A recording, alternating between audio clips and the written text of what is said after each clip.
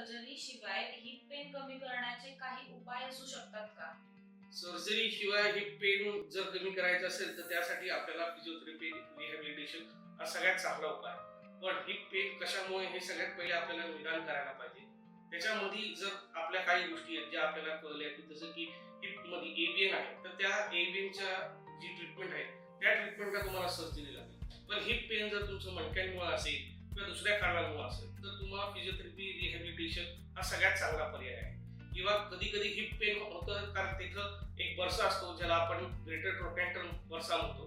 तो बर्सायटिस झाला म्हणजे त्याला सूज आली की सुद्धा पेन होतं आणि अशा पेशंटचं बऱ्याच वेळा डायग्नोसिस चुकतं आणि अशा पेशंटला अननेसेसरी कुठल्या तरी सर्जरी जावं.